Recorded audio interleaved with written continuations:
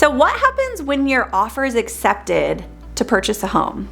When do you get the keys? What happens next? Well, if you're watching this video, it may be because your offer was just accepted to buy a home. And on behalf of our entire team, congratulations. This is the first step of many before you get the keys to your new home. And this video will help explain the next steps to expect before closing.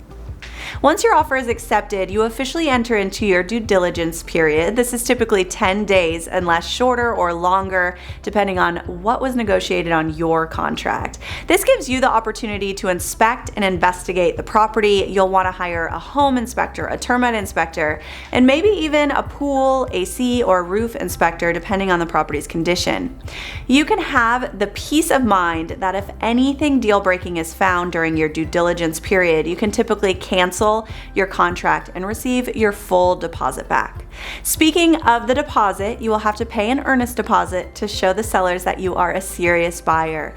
The earnest deposit is typically 1% of the purchase price, but again, this can be higher or lower depending on what was negotiated with your offer terms. The title company will reach out to you to arrange your deposit, and this needs to be paid to the title company within 48 hours of your contract acceptance, and they offer all types of payment options, including even paying from your cell phone.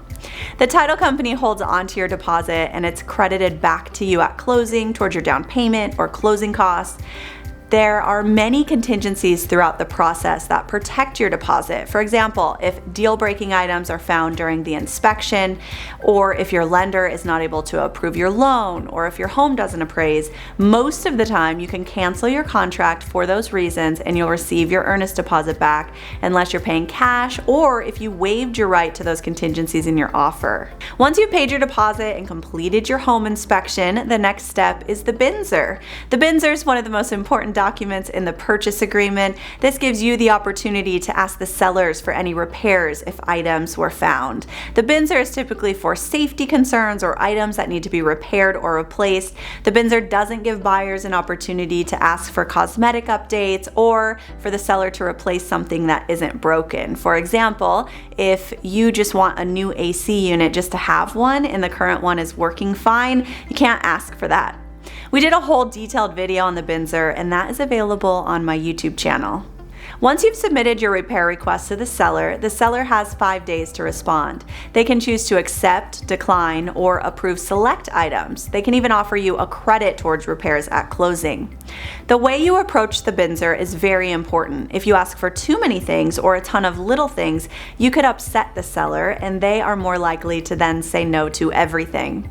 If the seller does not approve all of your requests, you can typically get another opportunity to cancel the contract and receive your deposit back. Once you are through the repair negotiations, if you're financing, your lender will order your home appraisal. Your lender may require you to pay upfront for this. There are several out-of-pocket expenses before closing, including your earnest deposit, your inspection fees, and your appraisal. The appraiser will go back out to the property to take photos, verify square footage, and put together a detailed report. This can take up to a week to get back, and if the home does not appraise for the contract price, your lender may not be able to loan you the full amount. This could require more cash at closing, a lower down payment, or the seller to come down in price.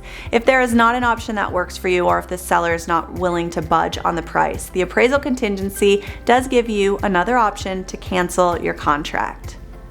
Once you are through with inspections and appraisals, you're getting so close to the finish line. A lot of my clients can start to get excited at this point because the major steps are out of the way. The next step is getting your final loan approval. Your lender is going to be asking you for all types of documents and signatures to get your final loan approval. It's important to not make any big purchases while you're trying to buy a home or open any new lines of credit or add any debt. Always ask your lender before you make any big purchases. Once your lender has your final loan approval, you now get to sign your disclosures and the title company will start preparing your closing documents. I've purchased several homes in my life and I never actually believe it's happening until I'm at the title company signing those documents with the notary, so it's an exciting day. The title company will reach out to you to schedule your signing, and if you are out of state, you can sign with a notary from almost anywhere. Before closing, it's important to do a final walkthrough back out at the home. This gives you the opportunity to ensure the home is in a similar condition and all of the items that convey, like curtains, curtain rods, and appliances, are still there at the home. You'll also want to call the utility companies to start transferring electricity, water, gas into your name.